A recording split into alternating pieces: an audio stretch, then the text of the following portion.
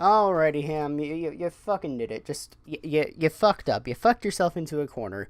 You don't have anything to upload for Tuesday. What the fuck are you gonna do with this goddamn channel? Just let it fester? This is why SEO is bending you over. Just, god damn it, I am so disappointed in you, Ham. Wait, what the fuck is this? What?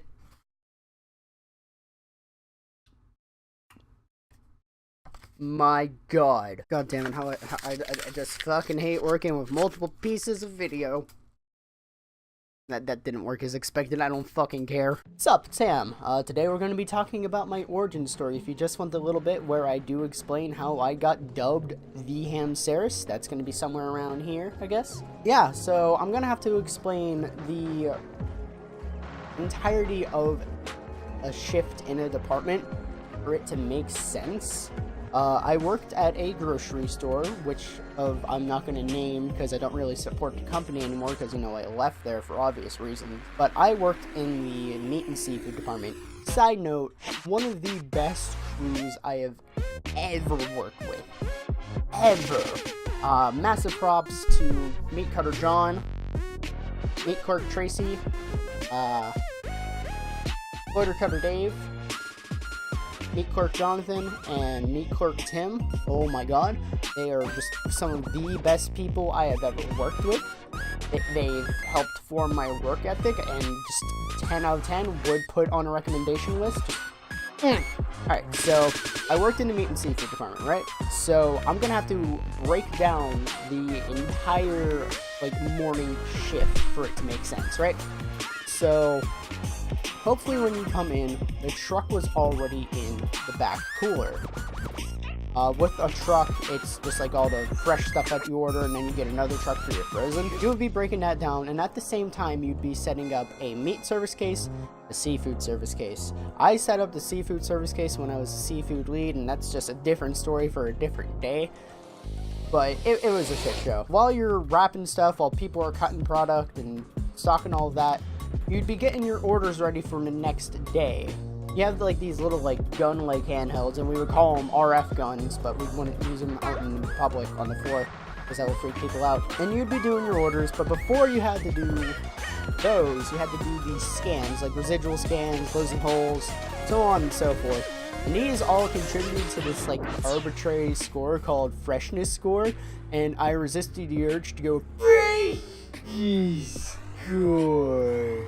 Every time I say that in this video, let's make that very, very clear. There's a freshness score song, but I'm not gonna go about that because, oh my god, you have to be loud when you sing it. But yeah, you have your trucks that you have to break down and work, you have your orders, you have your stuff to scan out, so on and so forth, waiting on people on the service case, which was primarily my job. It was just a shit show, and obviously from everything going wrong to everything going right, hilarity ensues. It's like a sitcom back there. And this leads into the origin story.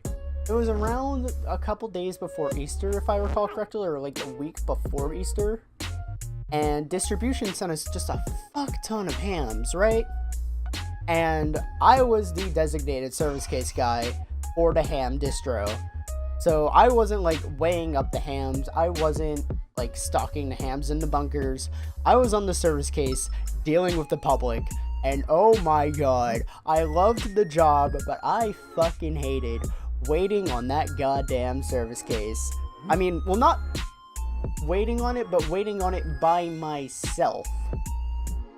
Oh, holy shit. I was waiting on the service case, dealing with the public, and I hear a very loud Sam from the back, because there's a clear window that we can look in and out of so we can see customers, right? Granted that they didn't barge through the door like the animals that they were, but yeah, I hear a very loud Sam again, and I just look back, right? It's my buddy Jonathan, and he's holding a big old ham, and he has this ham, and he's just smiling, having the time of his life, and I'm just like, what? And I just kept going. This goes on for a while, and one of my regulars comes in, one of the most tolerable people. I will repeat that again. One of the most tolerable people that I have waited on at the case. He openly, engaged in conversation with me, A1 guy. Just, if you're watching this, massive props, good on ya. So we were shooting the shit, having a good time, and he ended up asking me, hey, can you get me some Cajun seasoning? And he was such a nice guy. I would just pour the entire bottle into like a little tin and be like, here you go, it's on the house. Merry Christmas. And at this point, I just hear, like, at the top of his lungs, Jonathan just yell, Sam! And I'm just like, I ignored it the first time, and he just goes, Sam! And I'm just like, and the customer starts laughing too, because he's wondering what's going on. And my buddy Jonathan just ends up pointing at another ham, and he's just like, Ham, that's you, Sam rhymes with ham. And he just starts laughing at the top of his lungs, and I just start snickering a little bit. He starts snickering a little bit, the customer now I'm talking to, and he goes on his merry way.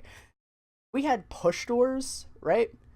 And like, it wasn't like a knob open door, it was like push with hand door.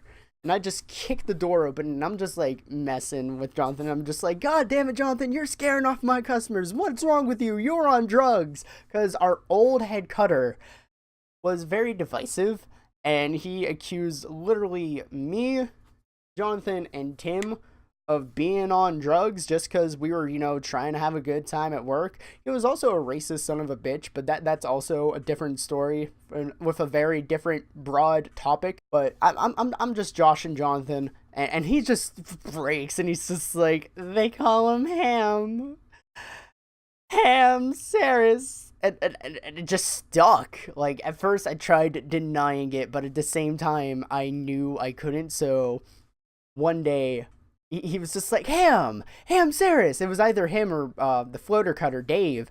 And I'm just like, you know what? Fuck it. That's me.